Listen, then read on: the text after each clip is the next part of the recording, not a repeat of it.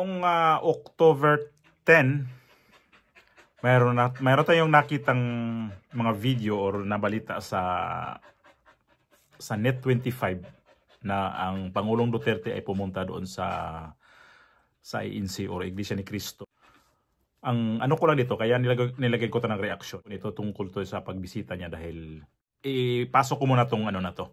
Ito yung video na kung saan pumunta si Senator Bongo kasama si President Duterte noong 10 ng Oktubre. So ito yun, no? Ang dating Pangulong Rodrigo Duterte po ay muling bumisita sa tagapamahalang pangkalahatan ng Iglesia ni Cristo, ang kapatid na Eduardo Manalo. Narito po ang mga detalye.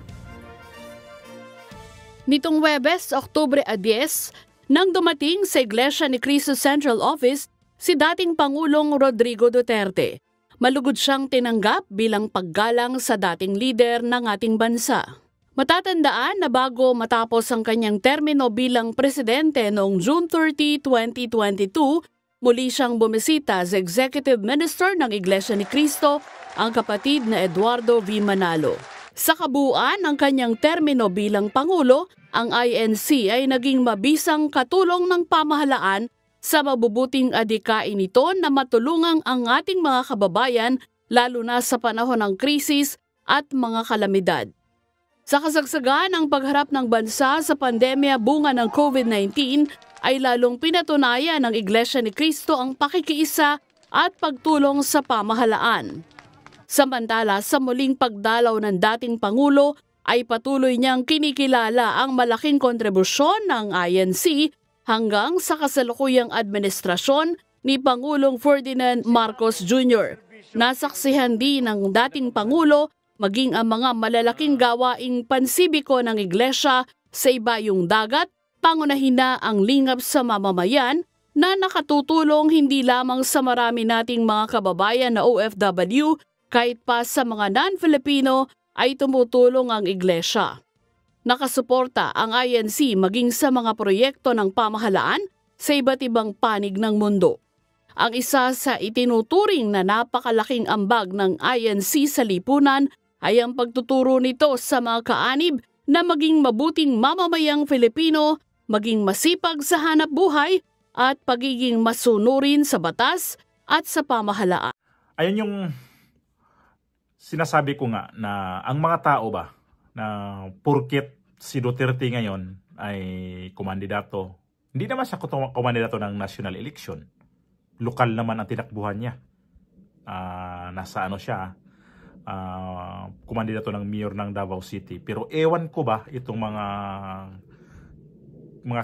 mga criticize ni ano, mga criticizer ni ano, President Duterte na parang sakit sa mata ang presidente pagpupunta dyan sa mga ibang sa Iglesia ni Cristo.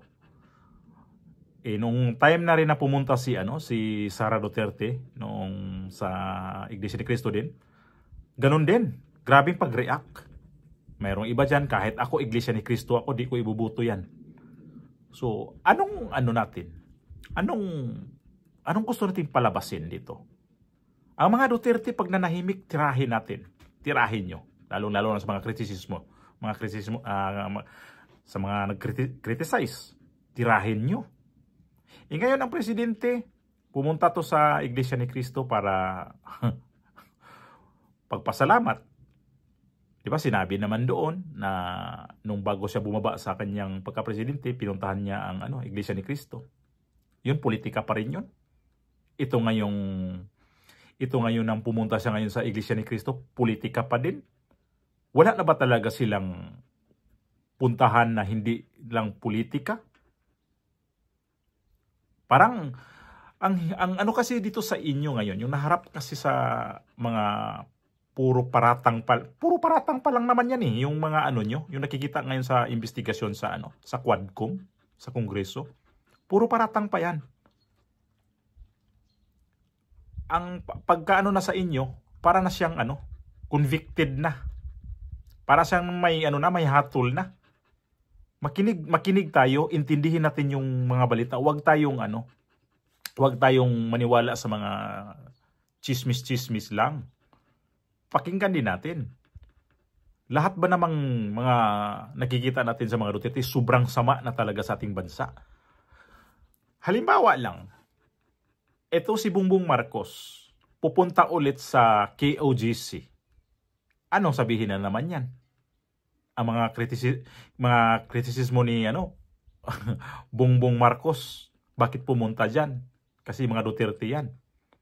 Kibulo yan. Asa si Kibulo nga, kulong na nga. Saan ba siya Saan ba siya dati madalas na nagpa-interview? Is MNI. Kung saan yung debate niya dati, is MNI ang nag-handle nun. Di siya tumanggap sa ibang mga channel. Like GMA7, di siya pumunta dyan. Kasi nga, bias daw.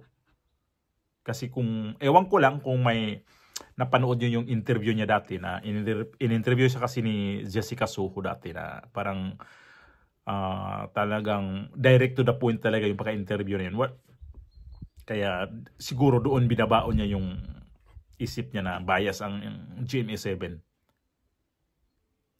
Ngayon sa SMNI siya doon siya sa mga debate. So ano bang natin diyan? Ano natin palabasin yan? Sino ngayon ang walang utang na loob? Titingnan natin. Kayo na lang sumagot diyan kasi si Marcos noong nanalo ba, bumalik ba siya ulit ng SMNI? Hindi. Hindi nagpakita doon. Anong nangyari sa SMNI ngayon? Sarado. Dahil hindi daw maganda magbalita ang SMNI. So, ito mga Duterte, pumunta sa INC, sa Iglesia ni Cristo, dahil nagpasalamat. Kasi ang alam ko, itong Iglesia ni Cristo, lahat ng mga programa nito sa gobyerno ng panahon ni Presidente Duterte, tumutulong to. Hindi lang naman ang administrasyon Duterte ang tinutulungan. Hanggang ngayon, kasalukuyang administrasyon, sumusuporta ang Iglesia ni Cristo. Pero ngayon, ewan ko ba sa inyo, pag nagbisita tong presidente sa sa INC, sabi naman politika. Sakit ba sa mata talaga ang mga Duterte sa inyo? Ano bang nangyari na sa ating bansa ngayon? Ayan na nga sa Kongreso. Hindi nga matapos-tapos dyan, puro Duterte ang headline dyan kung tutuusin Pagkatapos na sa budget, Sara Duterte, balik na naman sila ngayon kay Digong. Lahat na lang dyan, nandyan. Mga pagbibintang. Parang may hatol na nga yung mga ibang tao naniniwala na kung ganun pala kasama si Duterte. Sinabi ko na nga hindi siya masama. Kung alam nyo lang na dito sa ibang bansa, kung saan kami ngayon, kilala siya. Dahil sa kanyang war on drugs. Napakaganda daw ng epekto nun. Ang ganda ng effect ng mga ginagawa niya doon. Dito sa lugar namin, baka sabihin nyo nag-imbento ako ng istorya, gumagawa-gawa ng istorya. Totoo yan. Na humahanga ang mga tao dito sa ibang bansa. Buti kung humahanga niyan, hindi ordinaryong tao yan Malalaking businessman. Ganun siya kalupit. Kilala siya sa mga internasyonal na mga tao dito. Dito. Kung saan kami ngayon. Tapos ganyan nagpunta siya ng Iglesia ni Cristo. Ang daming mga binabato na mga sinasabi. Para bang wala na talaga siyang ginawang mali. Puro na lang mali. Puro na lang talaga masama yung mga ginagawa niya ngayon sa administrasyon. Nanahimik na tapos sabi, inuungkat. Sino ba talaga nag-umpisa nito? Yung mga ngayon sa gulo natin sa politika sa Pilipinas. Itong mga galamay ng ng presidente natin. Yan ang nag-umpisa dyan Kasi nga, ayaw nila makabalik ang mga Duterte sa pamumunuan. Kasi, nangyari na yan na talagang gutom sila. Nagutom ang mga oligarko, mga malalaking negosyante. Lusyutan, hindi nagbayad noon ng mga sa mga sa negosyo dyan sa NAIA. Nung pag-upo ni Duterte, bayad siya, ilang bilyon ang binayad niya. Sino pa yung mga hinahabol ni Duterte dati na pinagbayad niya? Mayroon pang isa, hindi ko lang matandaan kung ano yun. Malaki rin yun. Bayad din yun. Tapos ngayon, yung mga pagsisingil ng buwis, tinaasan na nga tayo ng buwis. Nag-ano ba kayo? Nag-react ba kayo doon sa mga pagtaas ng buwis na 12% ang itataas? Ang laki nun, ha? Ang ano nun, mga nagtitinda, yung nag-online selling, yung isa yun sa tatamaan nun. Negosyanting maliliit yun. Samantalang mga malaki negosyo dyan, ewan ko lang kung tatamaan sila dun. Hindi pa din kasi mangdaya yun ng mga pag ano na sa tax. So ganun ang ano natin sa gobyerno. Kahit saan magpunta ang mga Duterte, pasabihin na lang, namulitika yan. Sige, batikos. Pag nito, pag si Marcos naman, ang mga kaming nagdidepende nitong kay Duterte, di naman kami ano niyan, kung anong ginagawa niyang administrasyon kasi wala naman sa kanyang mga kalyado, wala naman ding nangahas na magtanong. Ang dami mga anomalya yan. Bulag ba tayo? Ang dami mga anomalya na hindi pinapansin sa mga congressman. Birthday niya yung sabi gumastos ng 200 million yung pa ng Duran-Duran. Wala ngang ano yan eh. Wala ngang kasagutan yan eh. Tapos yung ano pang ibang diyan, yung flood control, wala nga nagtanong yan kung saan ang banda ang flood control. So saan yan banda ngayon? Suna pa yun, pinagmalaki niya yun. Pero hindi natin nakikita yan. Namuno siya sa agriculture, wala pa rin nangyari. Kawawa pa rin yung sektor na yon, ang departamento na yan, iniwanan lang niya. Tapos, marami yan siya, marami pa, na hindi ko lang mabanggit. Yung ano nila, yung hindi nila pagbabayad sa tax nga noon pa, kasi di daw nila yun, yung iba daw, di daw sa kanila yun. Yung state tax. Sino nakaano nun?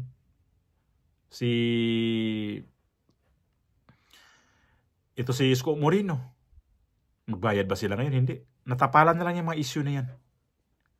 Kasi kayo, di kayo kasi na nakikinig sa mga balita ng iba. Kasi puro na lang kayo depende kay Marcos. Wag na yan depindihan. Mas yan. Lalo kayong binibibi nyo yan. Napaka-unfair na yun sa kay Duterte. Depende ng tao, pero yung mga nagawa niyang dinipindihan natin, di naman pala yun yung nakikita. Yung mga, sabi nga yan, mga ibang vlogger dyan, binabayaran. Totoo kaya? Binabayaran kayo para lang magbati. Swerte nyo kasi naninira kayo ng tao. Alam ko yan, dati ko sino yung mga supporter ni Duterte na nasa ngayon, nasa kabila. Hanga ako niyan. Pero ngayon na kay Bongbong Marcos na alam ko yan na yan ang matinutukoy ng mga vlogger na binabayaran. Ako, baka sabihin nyo, bayad ako dito. Paano ako babayaran? Ang layo-layo ko. Wala naman akong makausap dyan kung sino. Tingnan nyo naman yung mga nagpapalo sa akin. Konti lang yan eh. Tapos ako pa yung alokin na kita. Bayaran kita, magiging vlogger ko. Ang swerte ko siguro, no? Para sabihin ako ng mga Duterte na ikaw yung mga taga-dipinsa ko dito, kung may tauhan man lang lalapit sa akin. Pero swerte ko rin. Kasi kung halimbawa Duterte ang lalapit sa akin, di sige, kahit walang bayad. Wala naman talaga akong bayad. Ito yung ginagawa kayo, walang bayad to. Kusa ko itong lumabas dito. Kasi nga, nakikita ko, sobrang unfair na talaga. Ang daming pagkakamali ng ating administrasyon ngayon, pero hindi nyo nakikita eh. Kasi, sa bagay, bayad kayo eh. Paano kung mawala na yung nagbabayad sa inyo? Nga kayo. Yung mga video nyo, sinong manonood niyan? Kasi binabayaran kayo eh.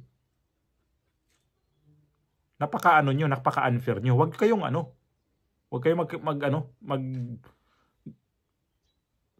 tutulad sa iba na puro na lang batikos. Ito papunta sa INC ni Presidente Duterte.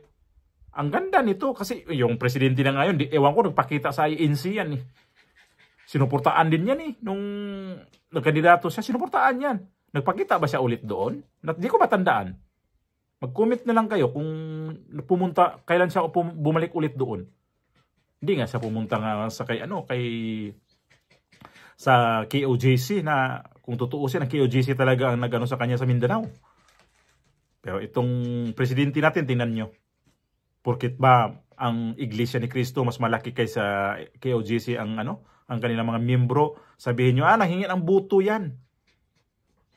Pag pumunta sa Iglesia ni Cristo, nanghingi ng buto. So, paano na kung yung hindi pumunta sa INC, tapos nanalo, sabihin, inusuportaan ng Iglesia ni Cristo? Palagay ko, hindi. Susuporta talaga yan sa kanilang gustong suportaan. Yan ang organisasyon sa simbahan na hindi namimili ng tao. Ang daming issue ng mga Duterte pero tinatanggap nila. Kung ibang organisasyon yan, iwan ko lang. Kahit na sa Katoliko, marami naman ding hindi nagustuhan itong ginagawa ng administrasyon natin ngayon. Dati, si Pangulong Duterte, ang mga Katoliko, isa rin yun sa ayaw kay Duterte kasi nagmumura. Pero ngayon, ano nangyari ngayon sa mga Katoliko? Hinahanap nila yung serbisyo ni Duterte na palamura. Dahil doon nila nakikita kung paano talaga mag-serbisyo ang Duterte nung panahon nung siya ang presidente kasi tumino ang Pilipinas. Di kagaya ngayon na ano-ano na lang pinagagawa ng mga dyan, mga galamay ng administrasyon na to. O sabihin natin, matino ang presidente pero di niya makontrol yung di niya makontrol yung mga tauhan dyan. So balik pa rin sa kanya. Ang sa kanya, tama yung sinabi ni Duterte dati, weak leader. Dahil di niya mapasunod yung mga tao sa kanya.